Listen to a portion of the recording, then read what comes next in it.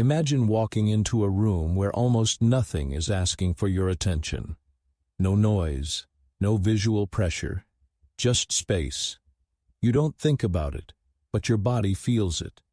Your breathing slows. Your mind becomes lighter. You feel calmer, without trying.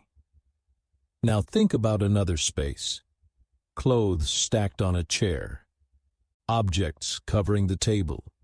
Messages waiting on your phone. Nothing is dangerous, yet everything feels slightly heavy. Your mind stays alert, even when you want to rest. Why does this happen? Some people naturally feel drawn to simple spaces and fewer belongings. They don't see emptiness as lack. They see it as relief. Others feel uncomfortable with the same simplicity and prefer more around them. Neither is right or wrong. It is psychological. Minimalism is not about throwing things away. It is not about design trends or social media aesthetics. It is about how different minds respond to stimulation, choice, and control. It is about how the brain searches for calm, meaning, and clarity. In this video, we will explore the psychology behind people who are drawn to minimalism. We will move slowly, using simple English, so you can understand both the ideas and the language. As you listen, don't try to agree or disagree. Just notice what feels familiar. Sometimes, understanding yourself begins with quiet observation. Lesson 1. Why fewer things calm certain minds. Some people feel calm when they enter a simple room. They may not say it out loud, but their body feels it first. Their shoulders drop. Their breathing becomes slower. Their thoughts stop jumping from one place to another. This reaction is not imagination. It is psychological. The human brain is designed to notice things. It evolved to scan the environment for danger, opportunity, and unfinished business. Even today, your brain is always watching. It looks at objects, colors, shapes, and movement.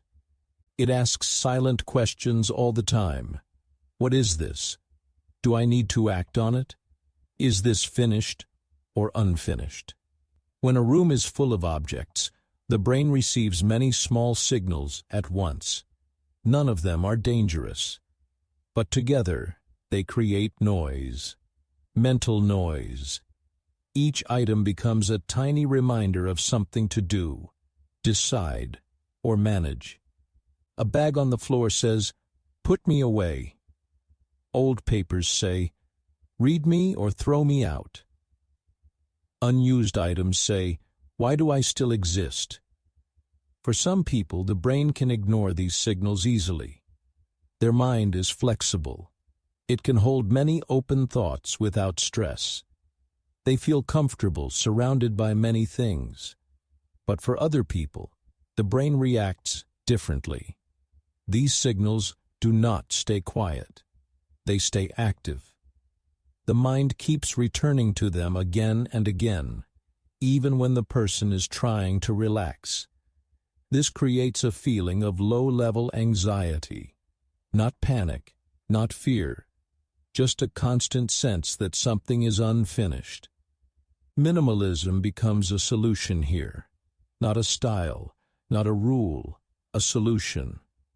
When there are fewer objects, there are fewer signals, fewer questions, fewer open loops. The brain finally feels a sense of completion. Psychologists call this desire closure. Closure means an ending, a feeling that nothing is waiting. Some minds strongly prefer this feeling. They work better when life feels resolved, clear, and settled. For these people, simplicity is not boring. It is calming. It is grounding. It feels safe. Take a quiet moment now. Look around your space in your mind. Notice how your body reacts. That reaction is already teaching you something about your psychology. Lesson 2. The need to feel in control.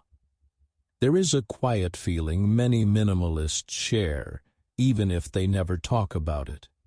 That feeling is control. Not control over other people, but control over their own life. To understand this, let's look at how people explain success and failure in their minds. Some people believe that life mostly happens to them. They feel controlled by luck, society, money, or other people's expectations. When something goes wrong, they often think, that's just how the world is. Psychologists call this an external locus of control. Locus simply means place. So external locus of control means control feels outside the self. Other people believe that their actions matter deeply. They believe their choices shape their life. When something goes wrong, they ask, what can I do differently? This is called an internal locus of control. Control feels inside the self. Minimalists often fall into this second group. They do not believe that buying the right object will fix their life. They do not believe that owning more will make them more confident, calmer, or happier. Instead, they trust their own actions, habits, and decisions. Advertising works by sending one message again and again. Buy this, and your life will improve. Own this, and you will feel complete. People with an external locus of control are more vulnerable to this message. They hope the next purchase will change something inside them. Minimalists usually resist this pull, not because they are stronger or better, but because their psychology is different. They already believe, I am responsible for my inner state, so they feel less need to collect objects for emotional support. Owning fewer things also reduces responsibility. Every object you own needs care, space, time, and attention. More things mean more decisions. What to clean, what to fix, what to store, what to replace. When someone reduces possessions, they also reduce mental management. This creates a quiet sense of power. Life feels simpler. Choices feel clearer. The person feels more capable. This reinforces their internal control. I chose this. I decided what stays and what goes. My environment reflects my values. Minimalism becomes a feedback loop. Less stuff creates more clarity. More clarity strengthens confidence. More confidence reduces the need for stuff. For English learners, notice this phrase, feedback loop. It means one action creates a result, and that result strengthens the action again. Pause for a moment now. Think about the last thing you bought. Did you buy it because you truly needed it, or because you hoped it would change how you feel? There is no judgment here, just awareness. Minimalism, at its core, is not about empty rooms. It is about believing that your life is shaped from the inside out. And for some minds, that belief feels deeply comforting. Lesson 3. Identity beyond possessions. Many people grow up learning a quiet lesson without realizing it. The lesson is this: what you own says something about who you are. Your clothes show your style. Your phone shows your status. Your house shows your success.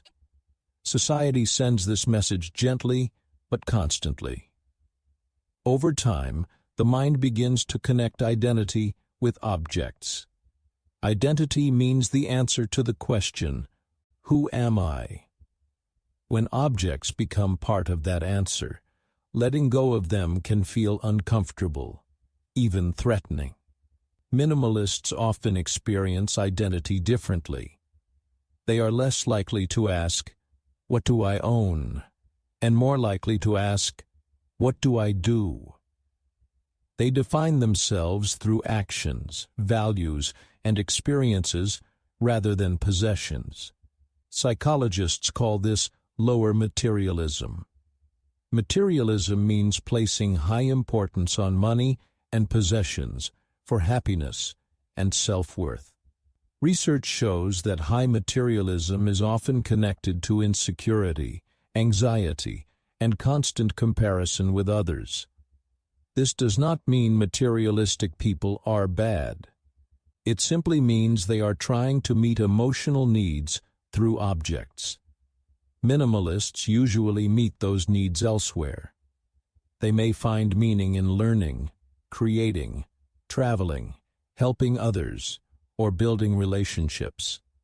These experiences shape their sense of self. Because of this, objects feel less important. Losing an object does not feel like losing a part of themselves. Think about this difference carefully. If someone says, "I am a car owner," their identity depends on the car. If someone says, "I am a curious person," their identity travels with them everywhere. Studies by psychologists Van Boven and Gilovich show that experiential purchases bring longer-lasting happiness than material purchases. An experiential purchase is spending money on experiences, like travel, education, or shared moments. These experiences become part of memory and identity. Objects, over time, fade into the background. Minimalists often understand this intuitively. They may not know the research, but they feel the truth of it. They notice that buying something new brings excitement for a short time. Then the feeling disappears. But learning a skill or sharing a meaningful moment stays alive in memory. This awareness changes behavior. When a minimalist considers buying something, they may pause and think, "Does this add to my life story or just take up space?" This question naturally reduces accumulation. For English learners, notice this phrase, "take up space." It means something occupies physical or mental room without adding value. This lesson also explains why minimalists are often less interested in showing off. If identity comes from inside, there is less need for external proof. Simplicity becomes confidence, not sacrifice. Take a moment now. Ask yourself gently, when you describe yourself, do you talk more about what you own or about what you value, enjoy, and experience? There is no correct answer, but your answer reveals how your identity is shaped, and for many minimalists, identity feels lighter when it is not tied to things. Lesson 4. Sensitivity to mental and sensory noise. Some people can sit comfortably in a busy cafe. Music is playing. People are talking. Phones are ringing. Their mind stays calm. Other people feel tired in the same space. Not because anything is wrong, but because their brain is working harder. This difference comes from sensitivity. About 1 in 5 people are more sensitive to sensory input. Sensory input means information coming through the senses. Sight, sound, movement, and even visual detail. These people notice more. Their brain processes more information from the same environment. For a sensitive mind, clutter is not just physical. It is mental. A crowded shelf, many colors, stacked objects, or visual disorder can feel overwhelming. Each object competes for attention. The brain does not know what to ignore. This creates mental fatigue. Studies using brain scans show that visual clutter activates areas linked to stress and alertness. The brain treats chaos as something to monitor.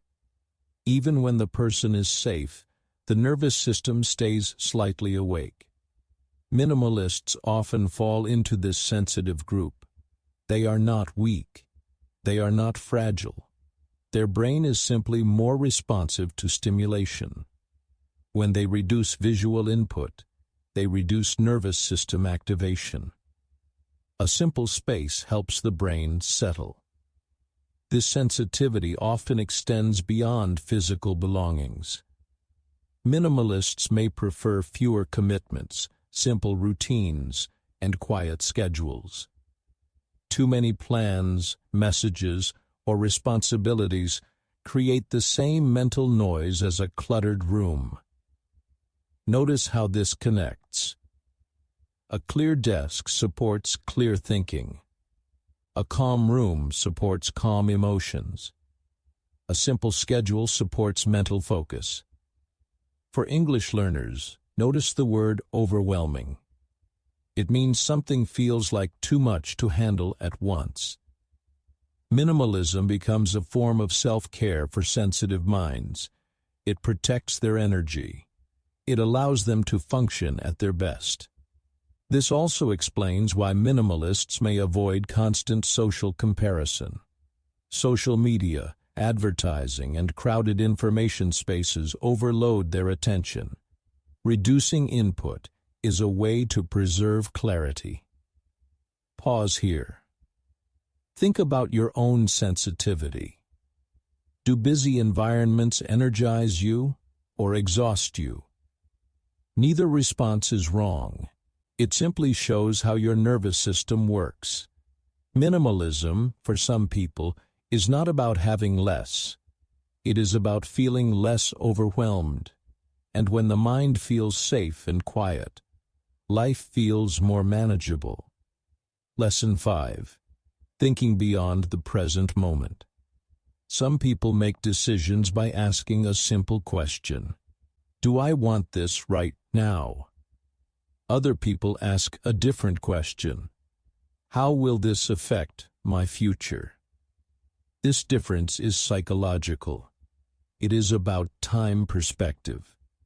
Time perspective means how much a person thinks about the past, the present, or the future when making choices. People drawn to minimalism often have a future-oriented time perspective. Their mind naturally looks ahead. When they see something they want to buy, they don't only feel the excitement of the moment. They also imagine the long-term consequences. They think about space, maintenance, cost, and emotional value over time. Where will I put this? Will I still care about it next year? What happens if I move? This kind of thinking creates a natural pause. The pause slows down impulsive behavior. Impulsive means acting quickly without thinking about consequences. Research shows that future-oriented people are more likely to save money, maintain healthy habits, and avoid unnecessary consumption. Minimalism fits this pattern naturally. This does not mean minimalists never buy anything. It means they buy with intention. Intention means acting with clear purpose, not emotion alone. For English learners, notice the word intention. It means a plan or reason behind an action. Future thinking also reduces regret. When choices are made carefully, there is less feeling of, I shouldn't have done that. Life feels more stable and predictable. Minimalists often prefer fewer, higher-quality items. They are willing to wait. Waiting itself is a psychological skill. It shows comfort with delayed gratification. Delayed gratification means choosing long-term benefit over short-term pleasure. This ability develops when people trust the future. They believe that good things do not need to be grabbed immediately. Take a moment now. Think about a recent decision. Did you choose what felt good immediately, or what would feel good later? Again, no judgment, just awareness. Minimalism grows when people repeatedly choose future calm over present excitement. Over time, this creates a life that feels lighter, more intentional, and less crowded. For these minds, simplicity is not sacrifice. It is foresight. Lesson 6. Emotional safety and letting go. For many people, objects are not just objects. They hold memories. They hold emotions. They hold comfort. A gift from someone you loved. A book from a difficult time in your life. Something you bought when you finally felt successful. These items become emotional anchors. An anchor is something that keeps you feeling stable. When life feels uncertain, holding on to objects can feel like holding on to safety. Minimalists often relate to emotions differently. They still feel deeply. They still care. But they are less likely to attach emotional safety to physical things. Instead, they attach safety to internal skills. Understanding, acceptance, adaptability. This difference is important. People who struggle to let go often fear loss of memory, loss of identity, loss of control. Letting go feels like erasing the past or risking emotional pain. Minimalists usually process emotions in another way. They learn to separate the memory from the object. The memory lives in the mind, not in the thing. Psychologically, this shows stronger emotional regulation. Emotional regulation means the ability to experience emotions without being controlled by them. It does not mean suppressing feelings. It means allowing them to exist without panic. When a minimalist lets go of an object, they may feel sadness, but they also trust that the feeling will pass. They do not need to hold the object to hold the emotion. For English learners, notice the phrase, "let something pass." It means allowing a feeling to move through you without stopping it. This skill makes change easier. Moving homes, changing jobs, ending relationships. Life becomes less frightening when safety comes from inside. Minimalism supports this internal safety. When you own fewer things, you practice letting go in small ways. Each time you do, your confidence grows. I can release this. I will still be okay. Over time, this creates emotional resilience. Resilience means the ability to recover from difficulty. This does not mean minimalists are cold or detached. Often, they are deeply connected. But to people, values, and experiences, not objects. Pause now. Is there something you are holding on to because it feels emotionally safe? If you imagine letting it go, what emotion appears? Fear, sadness, relief? Whatever you feel is information, not a problem. Minimalism, for many people, is a quiet practice of trusting themselves emotionally. It teaches the mind that safety does not disappear when things do. And that lesson can be deeply freeing. Lesson 7. Freedom from comparison and social pressure. Modern life is full of comparison. You see what others own. You see how they live. You see what they buy. Social media, advertising, and culture constantly suggest a standard. A standard of success. A standard of beauty. A standard of happiness. When people compare themselves to these standards, they often feel behind. Minimalists tend to step out of this comparison cycle. This does not mean they never compare. It means comparison has less power over their choices. Their decisions are guided more by personal values than by social pressure. Psychologists call this self-determined behavior. Self-determined means actions come from internal motivation, not external approval. When behavior is self-determined, people feel more authentic and less anxious. Advertising works by creating dissatisfaction. It quietly says, "You are missing something." Minimalists question this message. They ask, "Is this truly missing, or am I being told to feel that way?" This pause changes everything. When people stop comparing, they stop chasing. When they stop chasing, they feel calmer. Their life speed slows down. For English learners, notice the phrase "step out of." It means to leave or stop participating in something. Minimalists often measure success differently. Instead of asking, "Do I have what others have?" they ask, "Do I have enough for me?" Enough is a powerful word. It creates peace. This mindset reduces envy and insecurity. Envy means feeling unhappy because someone else has something you want.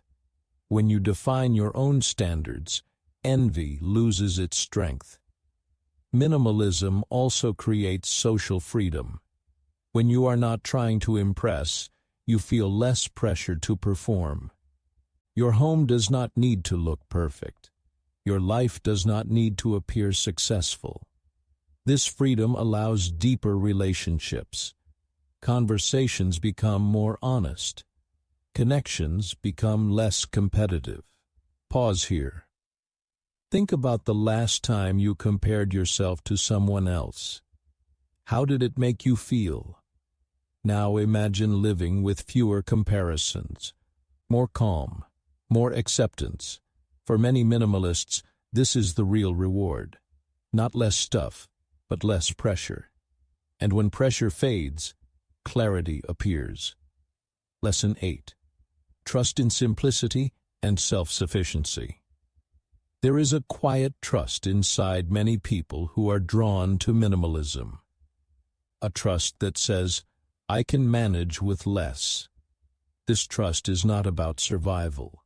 It is about confidence in one's own ability to adapt. Psychologists call this self-sufficiency. Self-sufficiency means believing that you have enough inner resources to handle life. People who feel insecure often surround themselves with backups, extra items, extra options, extra protection. These things create a sense of safety, but sometimes it is temporary. Minimalists develop safety differently. They trust their skills more than their possessions. They believe they can solve problems, learn new things, and adjust when situations change. Because of this, they do not need many objects, just in case. This mindset reduces fear of loss. If something breaks or disappears, it is inconvenient, but not devastating. The person trusts that they will find another solution. For English learners, notice the phrase, "just in case." It means something kept for a possible future problem. Minimalism strengthens adaptability. Adaptability means the ability to change when circumstances change. When life becomes simpler, it becomes easier to move, shift, and adjust. This trust also changes the relationship with money. Instead of using money to collect things, minimalists often use money to buy time, freedom, or peace of mind. Less storage, less maintenance, less mental effort. They understand that complexity creates dependency. More things mean more systems to manage. Simplicity reduces dependency and increases independence. This does not mean minimalists reject comfort. They simply choose comfort that supports life, not controls it. Pause here. Ask yourself gently, do you trust your ability to adapt, or do you rely more on what you own? There is no wrong answer. Awareness is the goal. Minimalism grows when trust grows. Trust in the self, trust in learning, trust in change. When people believe they are capable, they no longer need excess to feel secure. And that belief changes everything. Lesson 9. Order as a form of mental respect. For some people, keeping things simple is not about discipline. It is about respect for the mind. The brain has limited energy. Every day, it makes thousands of decisions. What to wear, what to eat, what to respond to, what to ignore. Each decision uses mental resources. Psychologists call this decision fatigue. Decision fatigue means the more choices you make, the harder it becomes to make good ones later. Minimalists reduce decisions by reducing options. Fewer clothes mean easier mornings. Fewer possessions mean easier cleaning. Fewer commitments mean easier planning. This is not laziness. It is strategy. By organizing their environment, minimalists protect their mental energy. They create order so the brain can focus on what truly matters. Order here does not mean perfection. It means intentional placement. Each item has a purpose. Each space has clarity. For English learners, notice the word intentional. It means done with clear purpose, not by accident. This respect for the mind often shows up in routines. Minimalists may follow simple daily patterns, not because they dislike freedom, but because routines reduce mental effort. When the brain is not constantly deciding, it can think deeply. Creativity improves. Emotional balance improves. Focus improves. There is also a psychological comfort in predictability. Predictability makes life feel safer. When you know where things are and how days flow, anxiety decreases. This explains why minimalists often talk about peace. Peace does not come from control. It comes from reducing unnecessary complexity. Pause now. Think about how many decisions you make before noon. What if some of them disappeared? Minimalism is one way people show kindness to their own mind. They create environments that support mental clarity instead of draining it. And when the mind feels respected, life feels gentler. Lesson 10. Meaning over accumulation. At some point, many people who move toward minimalism ask a deeper question. Not, what do I want to own? But what actually matters? This question changes everything. Accumulation means collecting more and more items, more goals, more responsibilities. Society often rewards accumulation. It looks like progress. It looks like success. But psychologically, accumulation can hide emptiness. When life feels unclear or disconnected, adding more can feel like a solution. More things create movement. More goals create distraction. But underneath, the deeper need remains unmet. Minimalists tend to sense this earlier. They notice that adding more does not add meaning. Meaning comes from alignment. Alignment means your actions match your values. Instead of asking, what can I get? They ask, what do I want my life to stand for? This shift reduces attachment to objects. Objects become tools, not symbols. They support life instead of defining it. Psychologists describe this as value-based living. Value-based living means making choices that reflect what is truly important to you, not what is impressive to others. For English learners, notice the word meaningful. Meaningful means something feels important, purposeful, and emotionally satisfying. Minimalists often simplify to create space for meaning, space for relationships, space for learning, space for rest. When life is crowded with things, meaning gets buried. There is also courage here. Choosing meaning over accumulation often means saying no. No to trends. No to expectations. No to the idea that more is always better. This can feel uncomfortable at first. Humans are social. We fear standing out. But over time, living honestly creates peace. Minimalists may still enjoy beauty and comfort, but they choose carefully. They ask, does this add depth to my life, or just weight? This question acts like a filter. Only what truly matters passes through. Pause here. Think about one object you own that feels meaningful. Now think about one that feels heavy or unnecessary. Notice the difference in your body. Minimalism grows when people repeatedly choose depth over display, substance over surface, meaning over noise. This lesson is not about removing joy. It is about protecting it. When life contains fewer distractions, what matters becomes clearer, and clarity is one of the deepest forms of satisfaction. Lesson 11. Designing a life that fits your mind. By now, one idea should feel clearer than the rest. Minimalism is not a rule to follow. It is not a lifestyle to copy.